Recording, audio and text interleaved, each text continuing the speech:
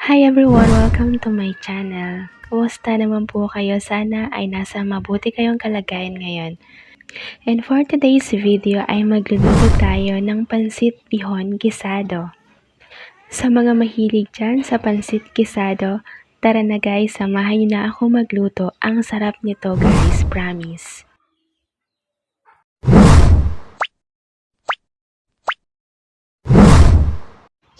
Ayan, nagpakulo na tayo ng manok at hipon. Pinakuluan lamang natin yan ng 10 minuto. Ayan, simulan na natin ang paggisa. Maglagay na tayo ng mantika sa ating kawali. Painitin lamang natin ito sa katamtamang apoy. At kapag mainit na ang mantika, ilagay na natin ang hiniwang bawang.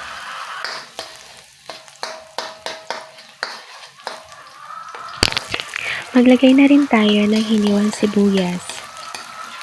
Gisayin lamang natin ito ng 1 minuto or hanggang sa lumambot na ang sibuyas.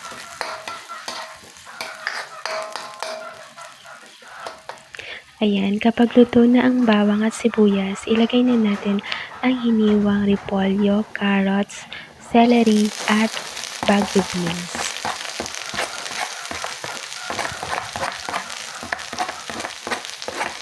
Ayan, haluin lamang natin ito. Gisayin lang natin yan ng 1 minuto.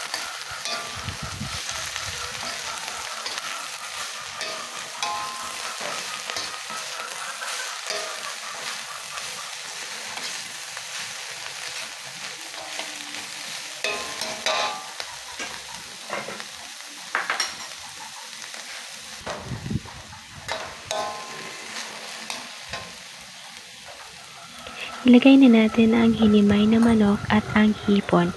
Inilis lang natin yung ulo at balat ng hipon. Ilagay na rin natin ang atay. Pinakuluan lamang natin ito ng 5 minuto. Gisayin lamang natin yan ng 1 minuto.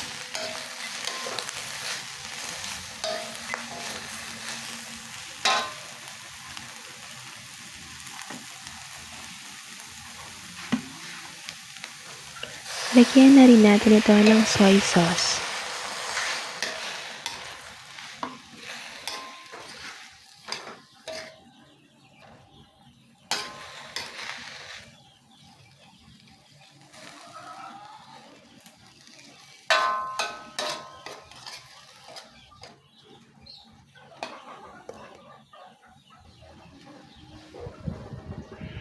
Maglagay na tayo ng tubig or yung pinakuluan natin ng manok at hipon. Takpan na natin ito hanggang sa kumulo.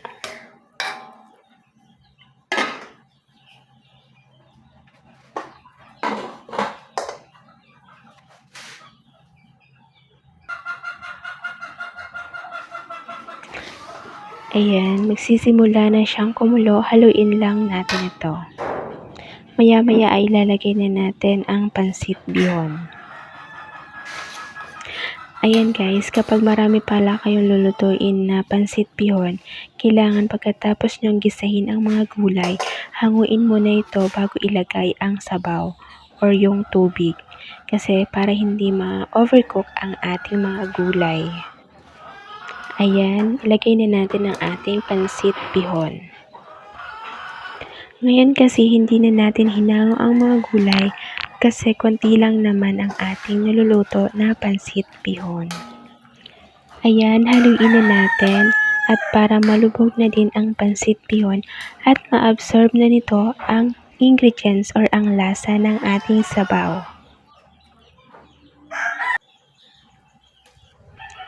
Ayan, maglagay na rin tayo ng chicken cube.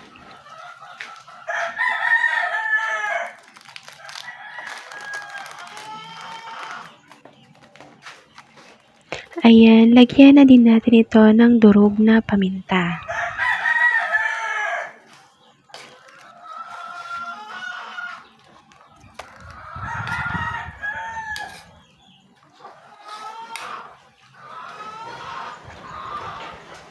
Ayan, halu-haluin lang natin.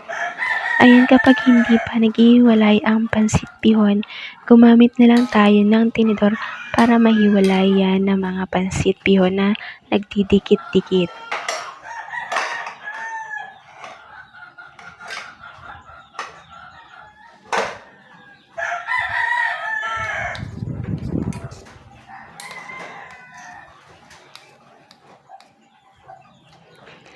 Ayan, habang hinahalo natin ang pansit bihon, sa mga nakaabot na po sa part na to at hindi pa po kayo nakasubscribe, please do subscribe na po para madagdagan pa ang ating mga subscribers. And paki-like na rin po pala itong video. Thank you and God bless.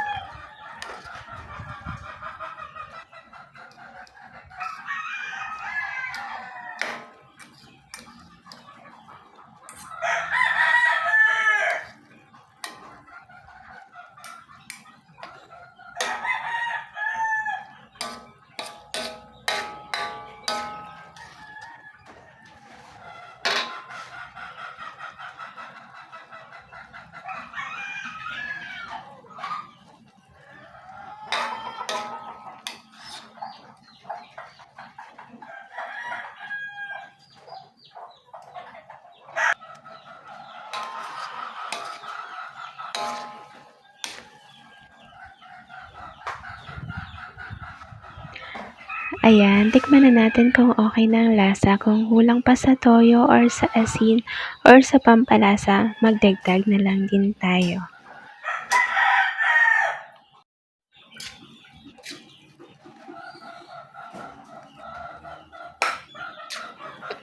Ayan, tapos na tayo magluto. I-off na natin ang apoy at i-serve na natin ito habang mainit pa.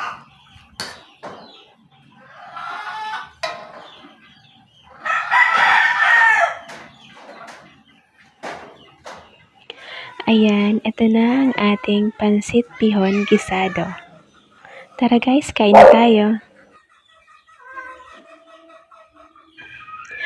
Ayan, salamat po sa panonood. Sana ay nagustuhan nyo ang ating video for today. Please don't forget to like, share, and subscribe. Bye!